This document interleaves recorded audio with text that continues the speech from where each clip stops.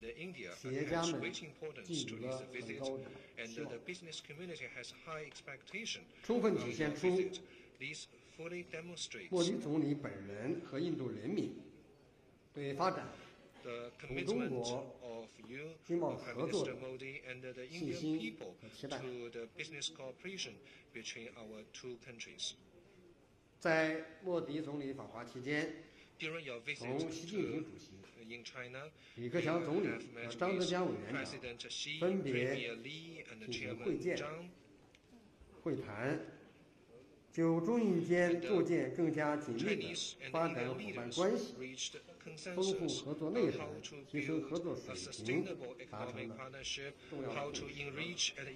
刚才总理阁下还同中国的企业家、印度的企业家进行了有益的互动和交流。可以说，莫迪总理此次访华，包括在各个领域，特别是在经贸领域，成果丰硕，取得了圆满的成功。借此机会呢，我们也向总理阁下和印度代表团的全体成员们表示衷心的祝贺。中印两国毗邻而居，是天然的合作伙伴。历史上，两国交往密切，谱写了许多佳话。圣雄甘地曾说：“中国和印度是同舟共济，患难与共的同路人。”中国的高僧法显、玄奘西天取经，天竺鸠摩罗什和达摩祖师富集东来，就是千百年来中印友好交往的典范。今天，中印交流合作的广度和深度都得到了空前的发展，特别是两国经贸合作进入快车道，双边货物贸易已经突破了700亿美元，工程承包合作签署的合同累计超过了640亿美元。中印企业在电力、交通、信息、医药等领域的合作发展势头良好。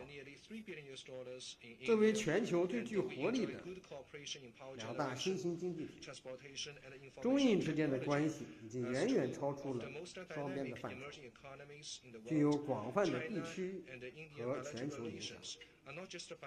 运用两国加强合作潜力巨大，不但将造福两国25亿人民，也将有力地带动亚洲乃至世界的经济增长。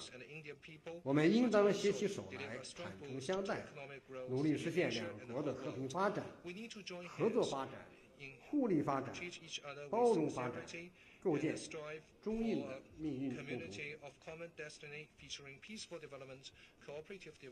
各位企业家的朋友们、女士们、先生们，我们两国的发展证明，只有合作才能发展，只有开放才能推动合作，只有互利才能共赢。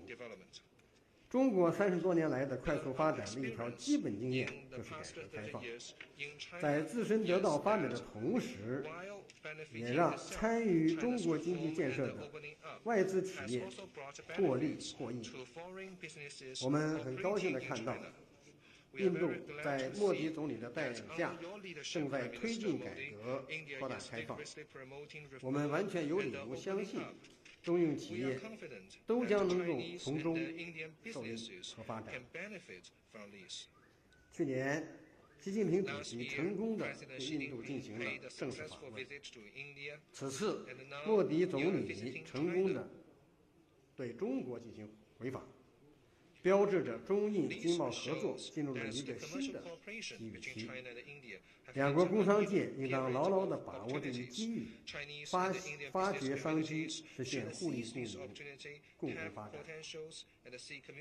中国改革开放的总设计师邓小平先生曾经说过：“真正的亚洲世纪是要等到中国、印度和其他一些邻国发展起来才算到来。”在追求民族复兴、繁荣富强的道路上，中国愿意同印度共同努力，共谋发展，继续谱写两国经贸合作新的篇章，为双方人民带来更大的福祉。谢谢各位。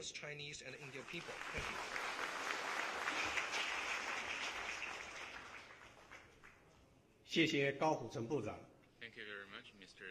女士们、先生们、朋友们，现在我们以热烈的掌声，恭请印度共和国穆迪总理阁下发表演讲。Minister Modi to give a speech.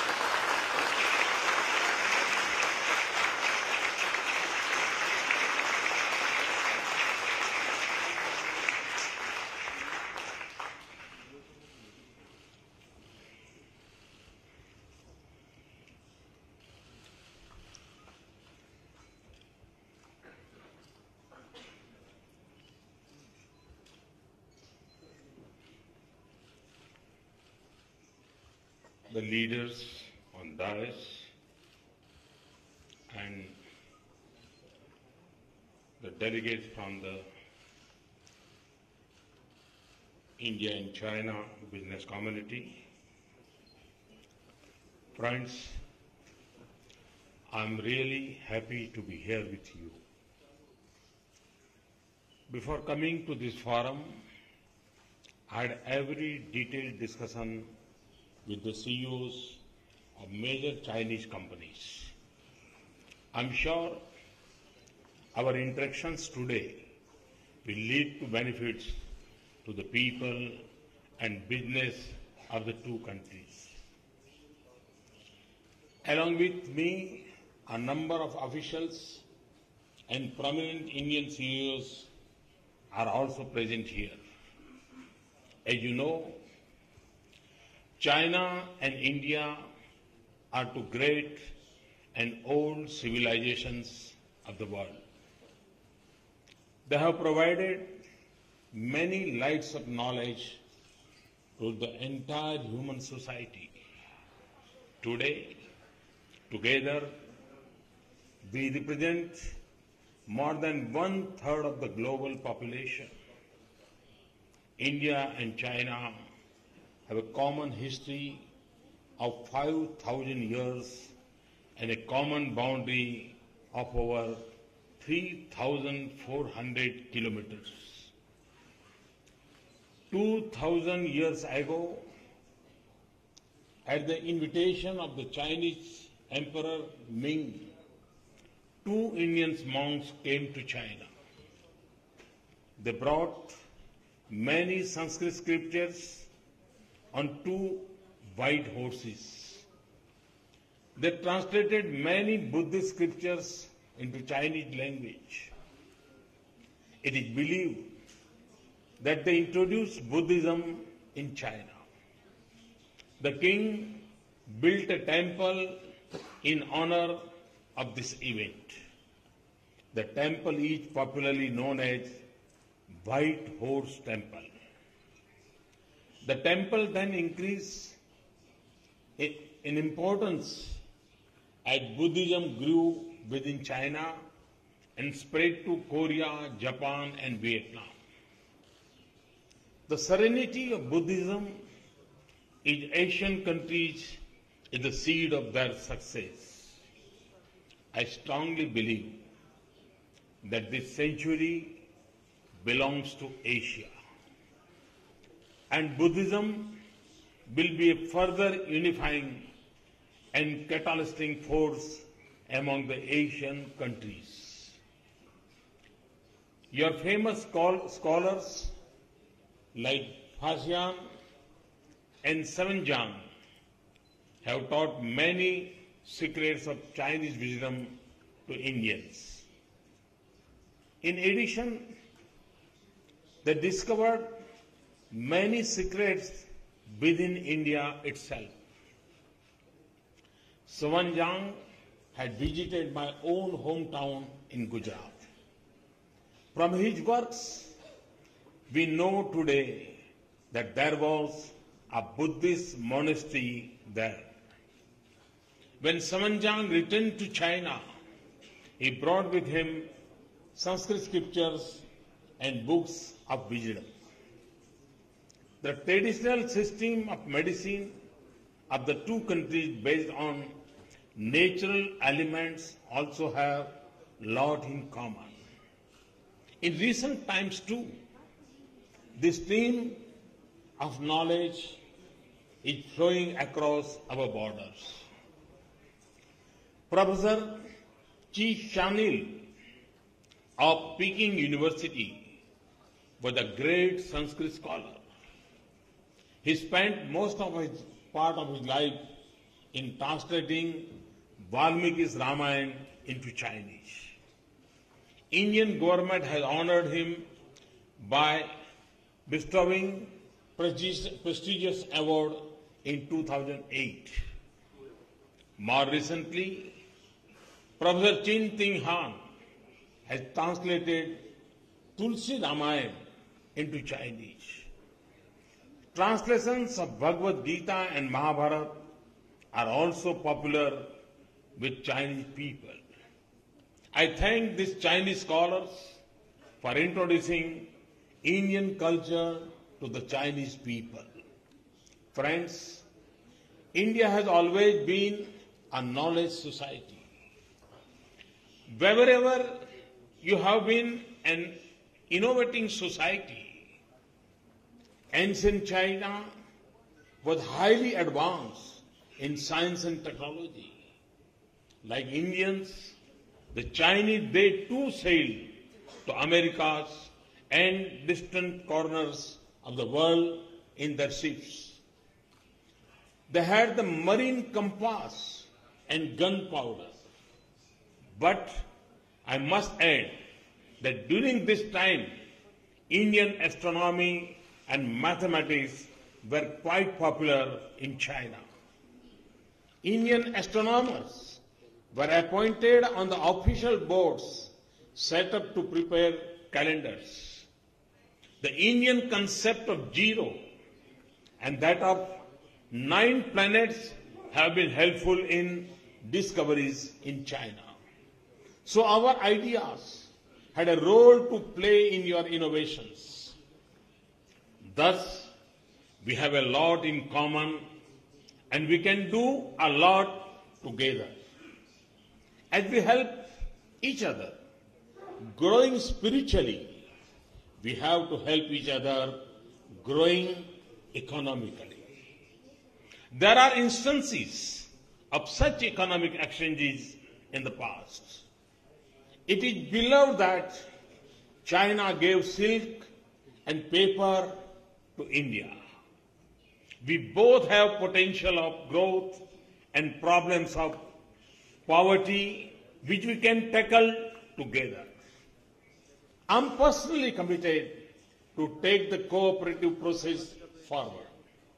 That is why, even as Chief Minister of Gujarat, I visited China. As Prime Minister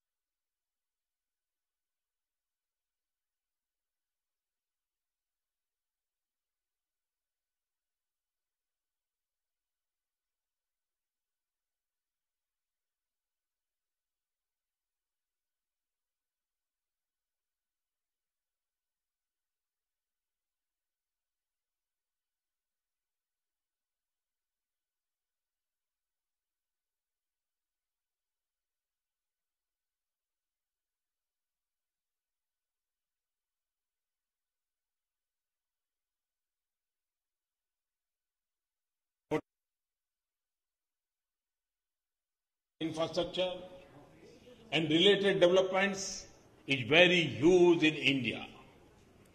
Just to give you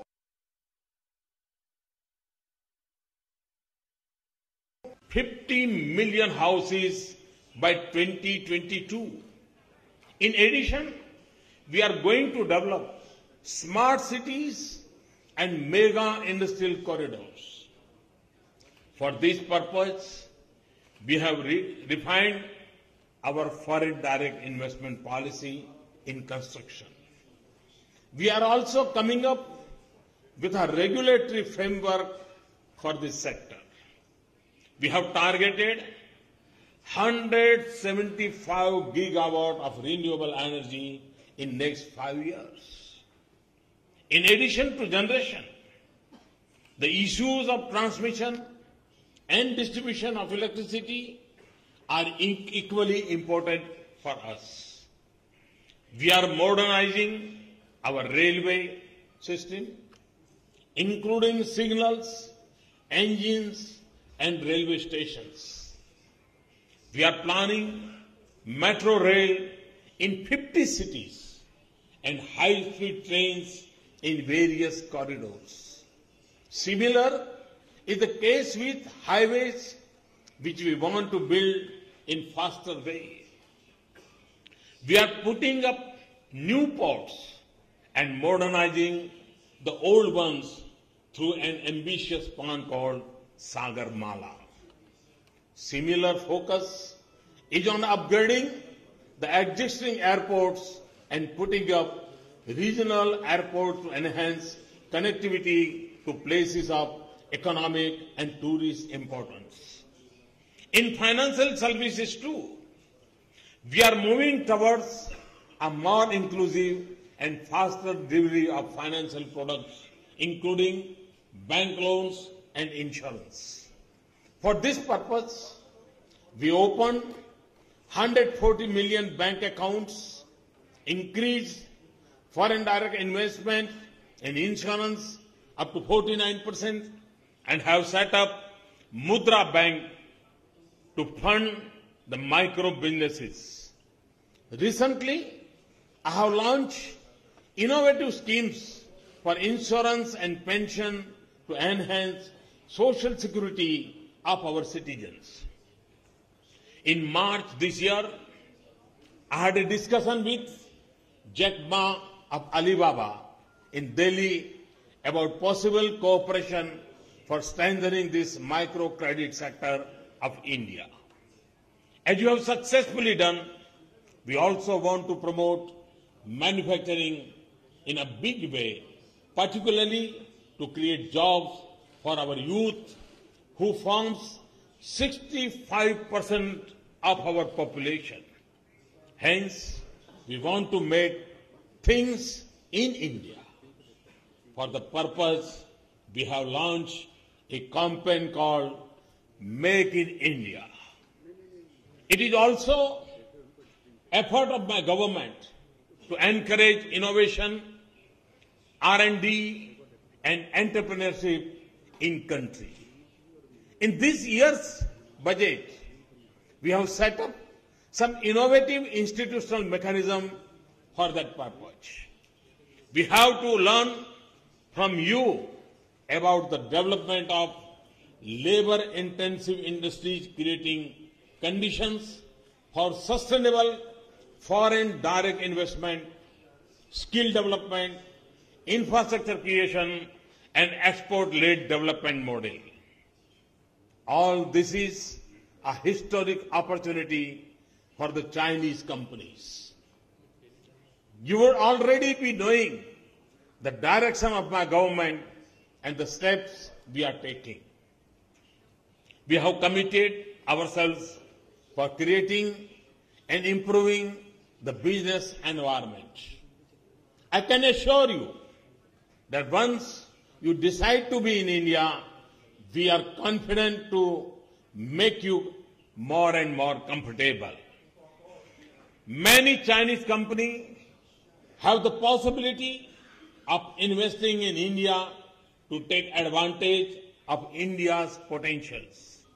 The potential lies in manufacturing processing, as well as in infrastructure. I am here to assure you that India's economic environment has changed. Our regulatory regime is much more transparent, responsive, and stable. We are taking a long-term and futuristic views on these issues.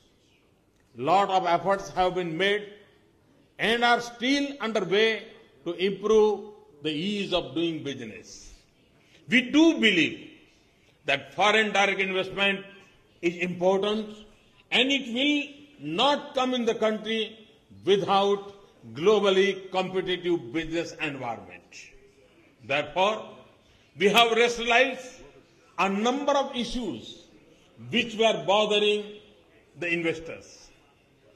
In particularly, we are making the taxation system transparent, stable, and predictable. We have removed a lot of regressive taxation regimes. In our very first budget, we said we will not resort to retrospective taxation. We are reducing the complicated procedures, making them available at the one platform, preferably online. Simplifying the forms and formats has been taken up on war footing. Definite mechanism for hand-holding have been set up in the form of hub and spoke model. Invest India is the nodal agency for this purpose. In these years, budget we allowed tax pass-through for AIFs, rationalization of capital gains for REITs, modification in PE norms, and deferring the implementation of GAR for 2 years. We have fast-tracked approvals in industry and infrastructure. This includes environmental clearances, extending the industrial licenses, delicensing of defense items, and simplification of cross-border trade. Within a very short time, we introduced GST bill in Parliament. Similarly, for infrastructure development, we have taken some far-reaching steps. First of all, we have made an all-time high allocation for roads and railway sectors. In addition, we are setting up India Infrastructure Investment Fund. We have also allowed tax-free bonds in the infrastructure sector, including roads and railways. We know that a lot more has to be done, but we are committed to take this process forward. We are constantly working to improve the business environment further. However, our initial measures have helped in building up and enhance investor confidence. The sentiments for private investment and inflow of foreign investment are positive. Foreign direct investment inflow have gone up by 39% during April 2014 and February 2015 against the same period in previous year. Our growth rate is above 7%. Most of the international financial institutions, including the World Bank, IMF, OECD, and others, are predicting even faster growth and even better in the coming years. Moody's have recently upgraded the rating of India as positive on account of our concrete steps in various economic fields. Friends, Indo-Chinese partnership should and will flourish. I expect very good outcome from this coming together. We have complemented each other in the past. We can complement in the present and future too. As two major economies in Asia, the harmonious partnership between India and China is essential for economic development and political stability of the continent. You are the factory of the world, whereas we are the back office of the world. You give thrust on production of hardware while India focuses on software and services. Similarly, Indian component manufacturers have been mastered in high quality precision, and the Chinese players have mastered the art of mass production. The component design expertise of Indian engineers and low-cost mass production by China can cater to the global markets in a better way. This industrial partnership of China and India can bring about greater investment, employment, and satisfaction of our people. Friends, let us work together in mutual interest and for progress and prosperity of our great countries. I would conclude by saying that now India is ready for business. You must be sensing the winds of change in India. I only advise you to come and feel the same. I assure you of my personal attention for your success. Thank you very much. Thanks a lot. Thank you.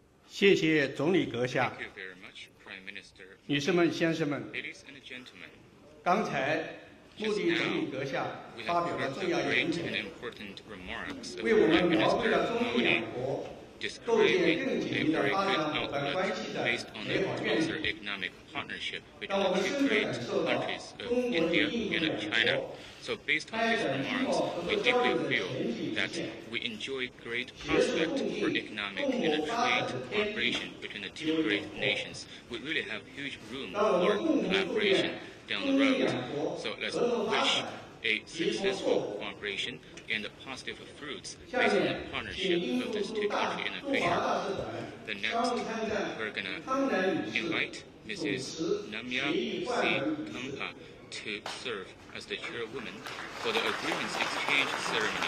Welcome. Honorable Prime Minister, His Excellency Mr. Cao Huchang, Minister of Commerce of the People's Republic of China, His Excellency Mr. Yin Weimin, Minister of Human Resources and Social Security of the People's Republic of China, distinguished guests, ladies and gentlemen. I welcome you to today's ceremony where 21 business agreements will be exchanged worth over $22 billion US.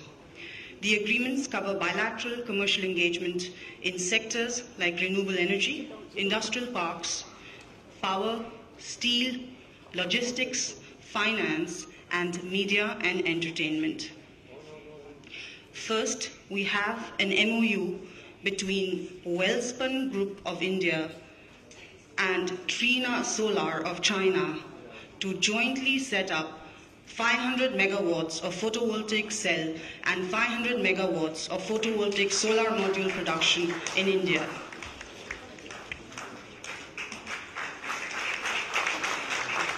Next, thank you. Next, we have a tripartite MOU between Axis Energy Ventures Private Limited, Mingyang Wind Power, and Global Wind Power Limited to set up a wind power equipment factory in Andhra Pradesh.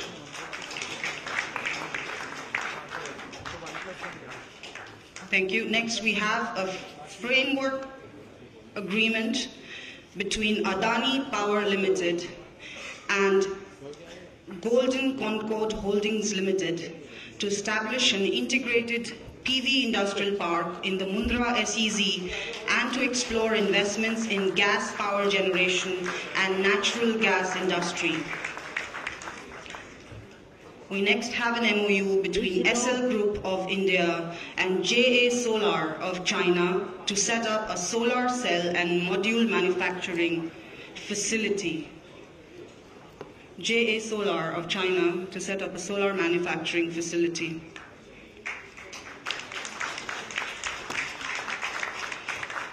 We next have an MOU. We next have an MOU between Sun Group of India and Canadian Solar Power China Limited for setting up a target of 5,000 megawatts of solar power in the next 5 years and manufacturing of solar modules.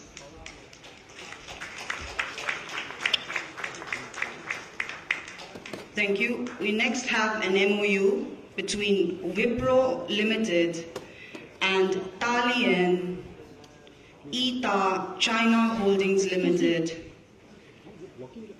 for setting up an offshore delivery center in Dalian.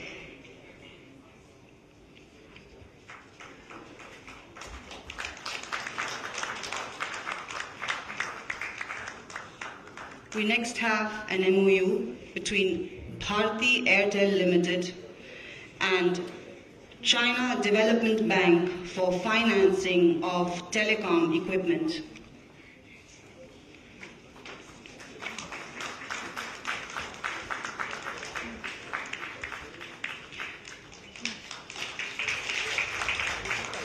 We next have an MOU between GMR Limited and Quecho International Investment Corporation for an industrial park in Kakinada SEZ catering to high-end Chinese equipment manufacturers.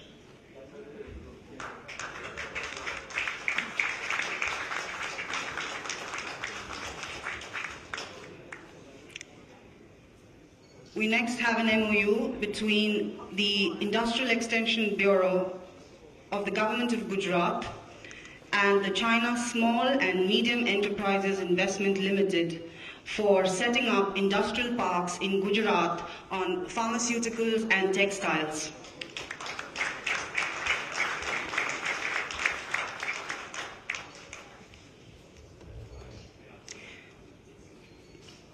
We next have an MOU between Autopal MPG Group and Chinway Import and Export Company Limited for manufacture of high-tech capital goods to be utilized in the auto components industry.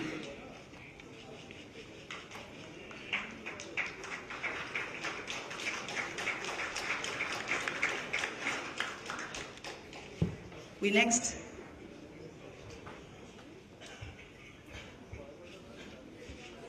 have an MOU between Adani Power Limited and China Development Bank for financing of APL Mundra Power Plant Phase 1, 2 and 3.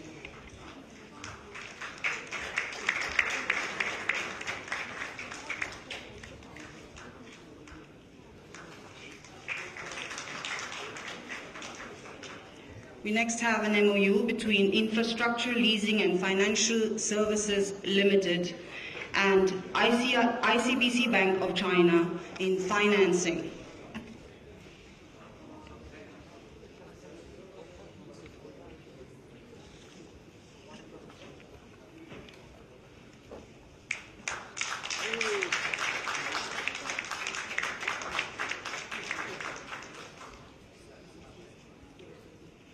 We next have an MOU between Bharti Airtel Limited and ICBC Bank for project financing.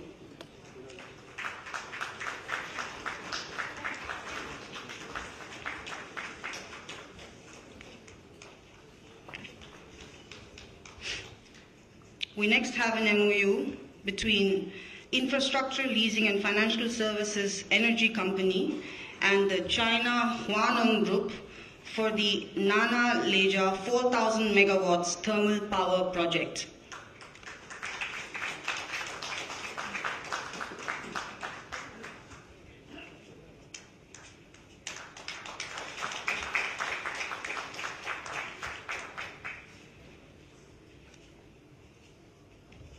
We next have an MOU between Jindal Steel and Power Limited of India and ICBC Bank of China for financing of projects.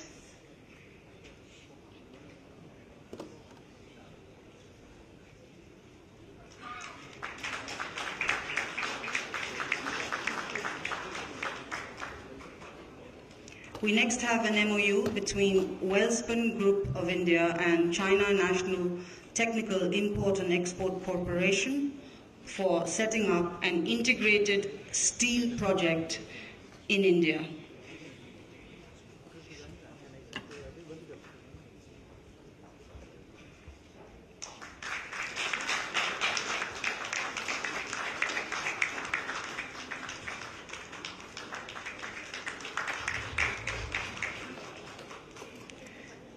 We next have an MOU between Bhushan Power and Steel Limited of India and China National Technical Import and Export Corporation for a hot-rolled steel coil project.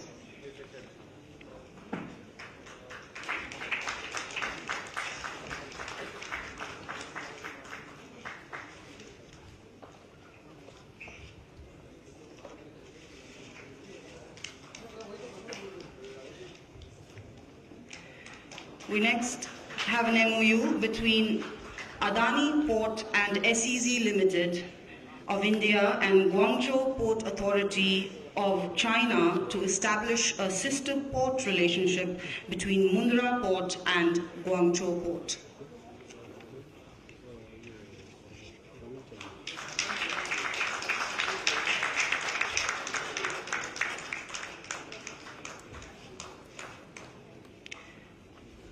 We next have an MOU